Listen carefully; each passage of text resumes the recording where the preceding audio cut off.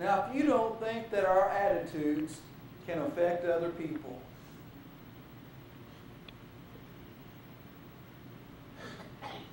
we can get so caught up in an attitude. And whenever the Jews that were assembled, this got so bad that Barnabas, and I'm not for sure, Brother Price, was Barnabas a Gentile? Was he a Gentile that come with Paul?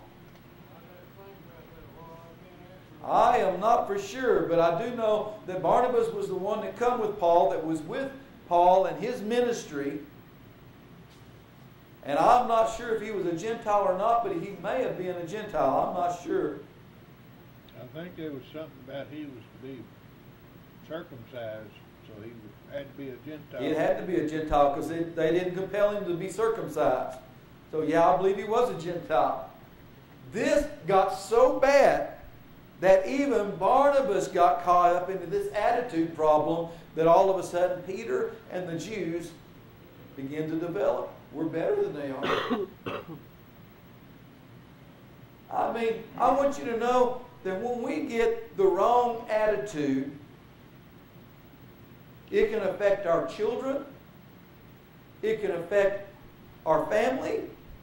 It can affect other church members. It can affect the city in which we live in. How far can a bad attitude go?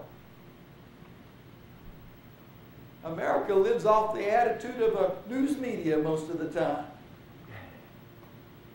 You can be affected by other people and it not have anything to do with God whatsoever. For the price. That's my thinking. Nobody has to agree with this at all. Not one bit. But I feel like the news media in this country is more powerful than the President of the United States. Nobody has to agree with it. Uh-huh. I still believe. I believe so too. I believe so too. We believe what we're told a lot more than what we think. We're affected by the attitudes of our news media and even Hollywood and you name it. We're affected by it.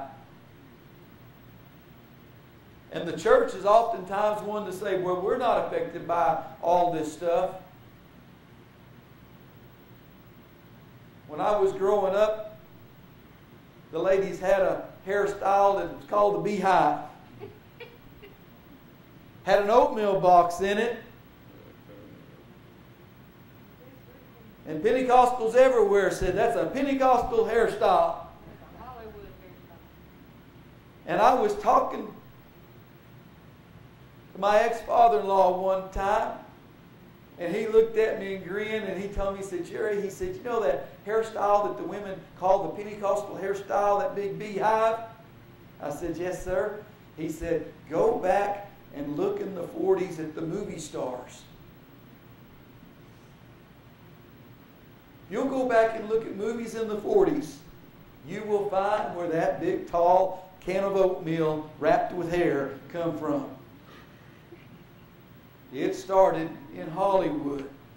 But people don't think that they're affected by what they see and what they hear.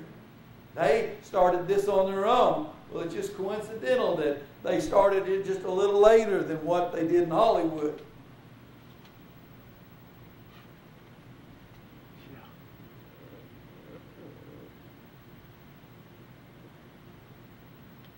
But then it was required of everybody to wear it that way.